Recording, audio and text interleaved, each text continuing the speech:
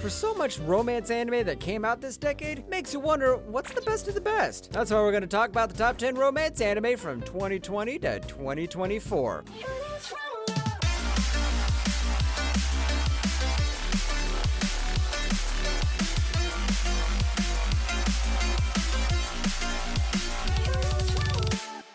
Number 10, Insomniacs After School. 私が月に行ったらそこから手振るよ。またそれ？マガリが作った話で。Alright, to start off, why aren't you watching this show? Why is this show this good and so underrated? I just don't get it. You see, we follow Nakami, who, of course, has insomnia. And it's not only him because our girl Magari has the same sleep disorder. Suddenly, these two sleepless souls meet at the club observatory, and who knew that this chance encounter was not only going to change their lives, but turn strangers into something more? 誰かな？わからない。先生とかじゃないといいけど。お化け？ I know a lot of you can already relate to the characters because I bet that you're watching this at around 12 a.m. in the middle of the night. It does such a great job of capturing the struggle of youth in a natural way and conveying the right message to its audience. The animation, it's stunning, especially when you take into account the night sky. What are you waiting for? Watch it now. Number 9, Horimiya. お邪魔します。帰った方がいい？ Who doesn't know this series? Every guy that's watched this probably's got tattoos and long hair, but not all of them got a Hori. That's because Hori was the popular girl in class, both smart and pretty, while Miyamura was that loner nerd that didn't talk to anyone. But everything changes when both of them reveal their secrets to each other, and now they have a bond that no one else has. So what happens when they fall in love? 堀さんのこと何も知らないけど、少しずつでも知っていけるかな。知っていけるといいな。Now this is one of the most wholesome romance anime of all time. I mean, does the drama here even count as drama? Not only that, the characters all seem pretty chill and likable. Even though it has more of a slice-of-life pacing, there's a lot of plot development that moves the story forward in a positive way. Number 8, bottom-tier character Tomozaki. 驚かされた。すっごく楽しかった。だからこれからも人生しっかりと精進していくこと。いい？言われなくてもそのつもりだ。よろしい。 When most gamers come out in society, they're mostly pretty cringe, but my man Tomozaki's not one of them. You see, he was the best player when it came to TAC fam in Japan. At first, he definitely didn't have any social skills at all, but everything changed when he met the second player in TAC fam, Fumiya. That's when he realizes that god gamers can actually act like normal members of society. 応援してる。一ゲーマーとして。何それ？てかさ、部活の話誰から聞いたの？ When it comes to character development, this one is a clear winner. I mean, as the series progressed, you could see him change not only in attitude, but in appearance as well. The romance also feels pretty natural because neither of the MCs ever falls at first sight, or something like that. In fact, they hated each other. The growth and plot progression feels so natural, I wouldn't change anything at all. Number 7, My Dress Up Darling. ねえ、超ワカメなんだけど、やばい、ウケる。見てます。五条くんも入ろうよ。 But you might not be into gamers, you might be into Gairus. Then here's the anime for you, and I know you're already drooling. We follow Gojo, and no, he's not the same white-haired guy from JJK. This Gojo's obsessed with making Hina dolls, but his life turns a complete 180 when he meets Marin Kitagawa, a girl who loves cosplaying. And what's a better combination than a guy who can make clothes and a girl who can wear them like a boss? 五条くん。海行こうぜ。今から。 Even though we only got one season 2 years ago, up until now, I'm still waiting for the next one. The character dynamics are what make it shine, and man, I wish I had a Marin in my life. Just watching both of them made my day, and the way Marin slowly fell in love with Gojo made it even better. Number 6, my love story with Yamada-kun at level 999. こんなイケメンなのにモテないわけないじゃん。興味ないっすね。恋愛とかよくわかんねえし。うわ。 And you thought we were done with gamers getting some romance? I'm gonna give you a lot more hope because when Kinoshita was going through a breakup, all she could do was just play a game called Forest of Savior. That's when she meets the god gamer Yamada, and since she wants revenge, she somehow convinces him to be part of her plans. Do these two gamers fall in love, or will Yamada just be a tool? 大丈夫っすか？お、なんすかその顔。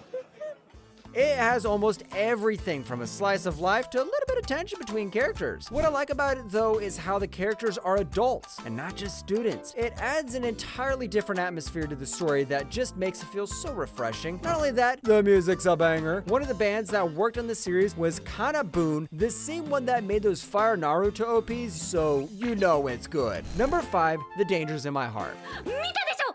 見てない。体重なんてどうだっていいだろ。やっぱり見たんだ。見てない。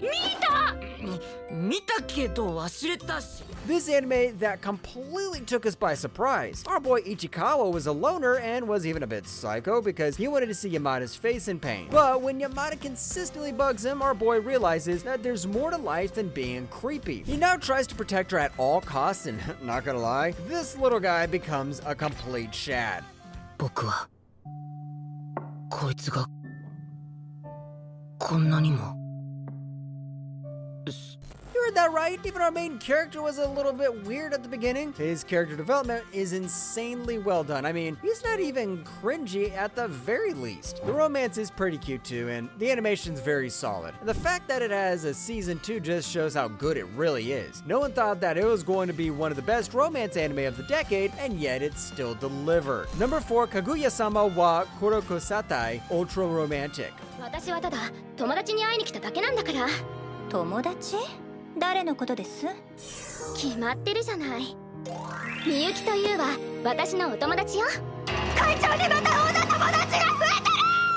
Have you ever watched a romance anime that made you laugh like you were from a mental hospital? If you haven't, then watch Kaguya-sama Love is War, because it's gonna change your life. This is already the 3rd season, so you just have to know that the 2 smartest students with the highest position in Suchin Academy like each other. But neither just wants to admit it, so they try to outsmart each other. なんかちょっと恥ずかしいような照れてるような。まさか8。 I think this is the single funniest rom-com anime that I've ever watched. I mean, just the way it feels so natural and not forced makes it super easy to digest. And it's not just comedy. The romance is so sweet and wholesome, and of course there's not a shed of fan service here. So I won't spoil anything, but I just want to let you know that the 3rd season is the best so far. Number 3, Fruits Basket Final Season. オレンジ色の髪の隙間で光る瞳が悲しい悲しい悲しいって。 Imagine hugging your classmate and he turns into a freaking rat. Well, just ask Han to that. She's deeply involved in the mystery of the Sorma household, who are related to gods and the Chinese zodiac signs. This is the final season, so I won't spoil anything, but I just want to let you know that everything that happens here is going to reveal most of the mysteries that have been surrounding the entire series. でもどうか生きて歩いていくことは諦めないで。どうかそれだけはやめないで。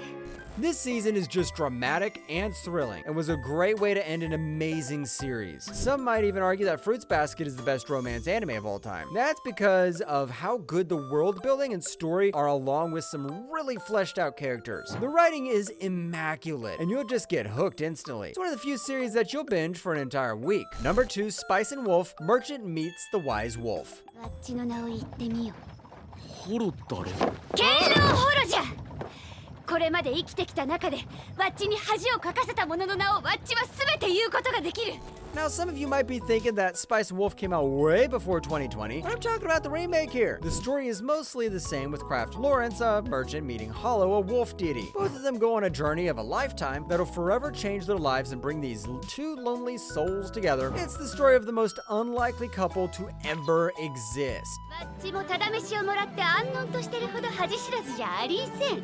ワッチは堅牢ホロ、誇り高き狼じゃ。